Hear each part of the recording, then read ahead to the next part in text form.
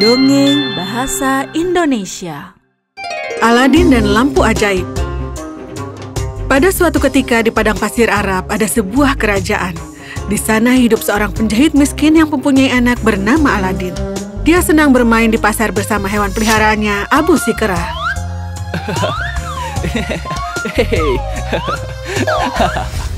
Sayangnya, saat dia berumur 6 tahun, ayahnya meninggal dunia. Ibu, aku akan bekerja di toko dan mengumpulkan uang. Jangan khawatir. Lalu Aladin mulai bekerja di toko ayahnya. Suatu hari orang asing datang ke toko. Halo, Aladin. Aku mendengar tentang kematian ayahmu. Aku sedang berada di luar kota saat itu. Aku belum pernah bertemu denganmu sebelumnya. Siapa kau? Aku pamanmu. Aku tinggal di luar negeri selama beberapa tahun. Oh, Paman, aku mendengar tentangmu dari ayahku. Aku datang ke sini untuk menunjukkanmu sebuah tempat rahasia. Harta karun tersembunyi. Ikut denganku. Ayolah. Harta karun? Oke, ayo pergi. Aladin duduk di atas untanya dan mereka pergi untuk perjalanan mereka. Mereka berjalan selama beberapa hari di padang pasir. Akhirnya mereka sampai di dua gunung yang dipisahkan oleh ngarai yang sempit. Kita sudah sampai. Cari batang kayu untuk menyalakan api. Saat api sudah menyala, dia menaburkan bubuk ke dalam api itu dan mulai bergumam kata-kata ajaib. Tanah bergetar dan terbelah dua. Dari bawah tanah muncullah batu marmer dengan cincin di atasnya. Oh, apa yang terjadi, Paman? Aku takut. Jangan takut, lakukan yang kukatakan. Di atas batu itu ada harta karun yang akan menjadi milikmu. Jadi kau harus lakukan yang kukatakan. Pertama, kau ambillah cincin ini. Aladin mengambil cincin itu. Batu itu naik, dan di bawah batu itu ada tangga yang menuju ke bawah.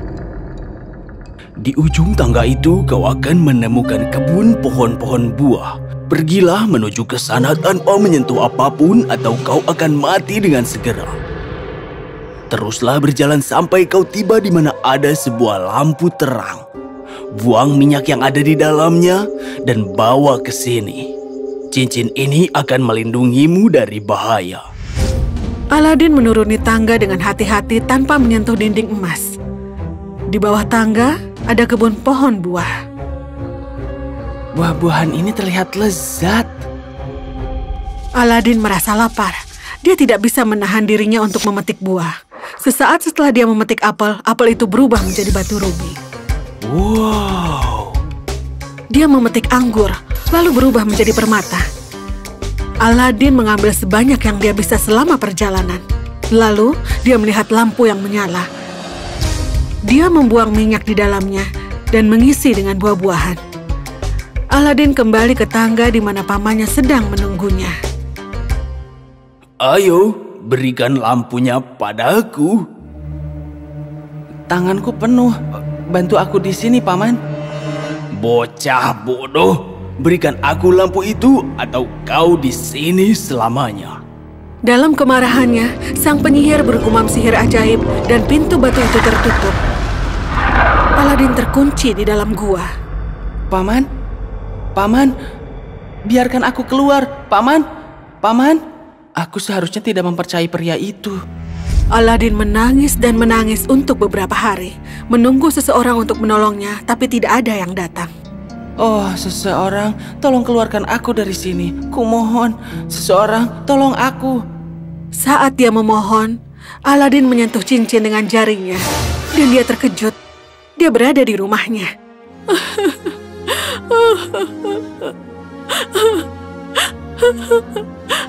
Dari mana saja kau selama ini? Ibu sudah mencarimu kemana-mana.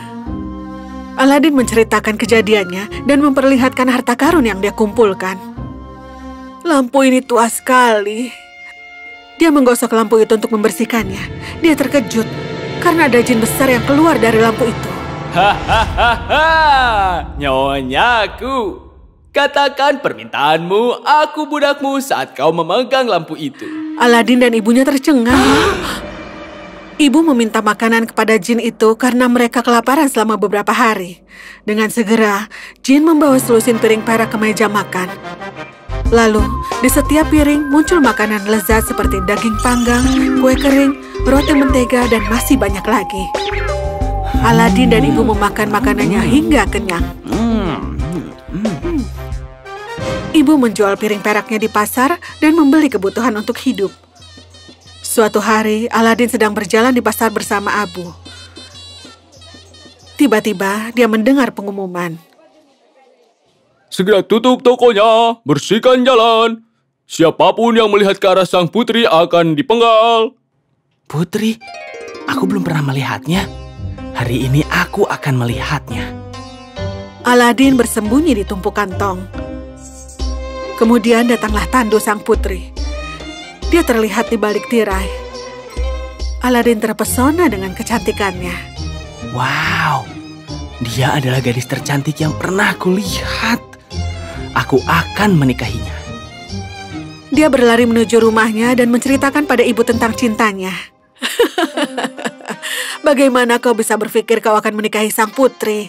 Sang sultan akan memukulimu kalau beliau tahu. Aku siap untuk itu. Ibu hanya perlu pergi ke istana dan bawakan lamaranku. Bawakan beberapa perhiasan buah sebagai hadiah. Ibu mengambil beberapa perhiasan buah dan membungkusnya dengan kain sutra. Dia pergi menuju kediaman sang sultan. Para penjaga memberhentikannya untuk masuk, tapi sang sultan penasaran dengan apa yang dia bawa di dalam kain sutra itu. Biarkan dia masuk. Terima kasih banyak yang mulia. Aku ingin melamar putrimu untuk anakku. Anakku telah jatuh cinta kepada sang putri. Itu akan menjadi penghinaan untuk putriku untuk hidup bersama orang miskin seperti anakmu. Dan apa yang kau bawa di dalam sutra itu?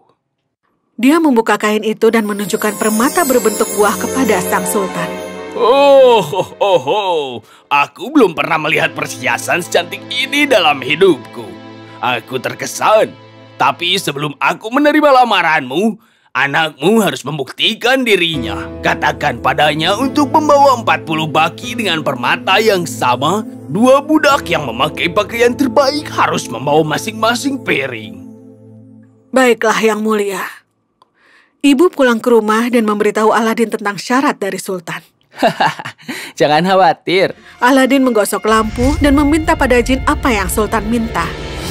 Jin mempersembahkan budak yang banyak dan perhiasan di atas piring emas. Bawa ini kepada sultan. Kali ini dia akan senang. Ibunya Aladin pergi menuju istana dan memberikan hadiah itu. Kau membuatku terkesan lagi.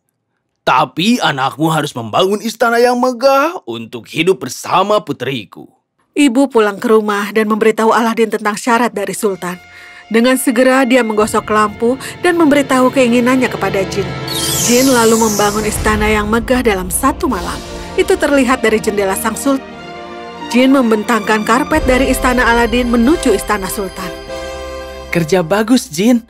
Sekarang berikan aku pakaian mewah dan kuda yang gagah untuk ditunggangi. Ya, Tuan, apapun keinginanmu. Jin mendandaninya dengan pakaian yang terbaik.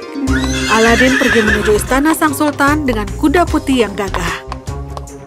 Senang berjumpa denganmu, anak muda. Kau telah membuktikan dirimu. Kau berhak atas putriku sebagai istrimu. Aku umumkan pernikahan kalian. Mulailah bersiap-siap. Aladin dan sang putri menikah dengan senang. Kerajaan dipenuhi dengan kesenangan dan kebahagiaan. Pernikahan itu menjadikan Aladin terkenal di seluruh negeri dan kerajaan. Sang penyihir pun mendengar tentang pernikahan itu dan Aladin yang tiba-tiba kaya. Bagaimana anak itu bisa keluar dari gua? Dia pasti mencuri lampuku untuk menambah kekayaan. Akan kuberi dia pelajaran. Sang penyihir pergi menuju istana Aladin. Dia menyamar sebagai penjual lampu. Dia menuju pergi ke istana Aladin dengan tawaran yang sangat menggiurkan. Aladin sedang tidak ada di istana pada saat itu. Apakah ada yang mau menukar lampu tua dengan lampu baru? Aladin pasti akan senang kalau kau mengejutkannya dengan lampu baru. Dia menggunakan lampu tua itu sudah lama sekali. Dia membawa lampu ajaib itu dan setuju untuk menukarnya. Sang penyihir segera menggosok lampu itu dan memanggil Jin. Tuan, katakan keinginanmu. Aku budakmu saat kau memegang lampu itu. Pindahkan istana ini bersama sang putri ke tempat yang jauh di padang pasir, di mana tidak akan ada yang menemukan istana ini. Dengan ajaib, istana itu menghilang. Sultan melihat dari jendela bahwa istana Aladin telah menghilang dari tempatnya. Dia memerintahkan Aladin untuk datang ke istananya. Karena trik sihirmu, aku kehilangan putriku. Bawa dia kembali padaku dalam 4 hari atau kau akan dipenggal. Aku akan menemukan dia, aku janji. Aladin berkeliling di seluruh kerajaan selama 3 hari, tapi tidak dapat menemukan sang putri dimanapun. Aku harus meminta bantuan pada cincin ini. Ini akan membantuku lagi. Aku berharap menemukan sang putri. Lalu kemudian dia berada di istananya. Di sebuah padang pasir luas dan hanya ada istananya saja. Dia menyelinap masuk dan menemukan sang putri di kamarnya. Mereka berdua berpelukan dan menangis. Sang putri menceritakan semua kejadiannya. Jangan khawatir, aku punya rencana untuk kabur dan membawa lampuku kembali. Aladin berbisik pada sang putri dan memberikan botol racun. Itu adalah racun yang akan membuat korbannya tidak sadarkan diri. Aladin bersembunyi di balik tirai untuk berjaga-jaga. Sang penyihir kembali ke istana. Oh sayang Mustafa, kenapa kau tidak minum jus yang aku buat ini? Aku mohon cobalah.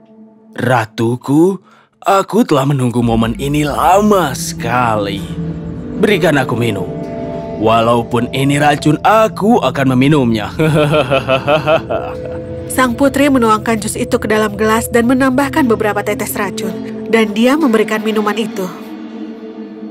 Apakah semua terlihat gelap di sini? Kelopak mata sang penyihir pelan-pelan tertutup dan dia pingsan di atas meja. Aladin segera keluar dan mengambil lampu ajaib dari jaketnya.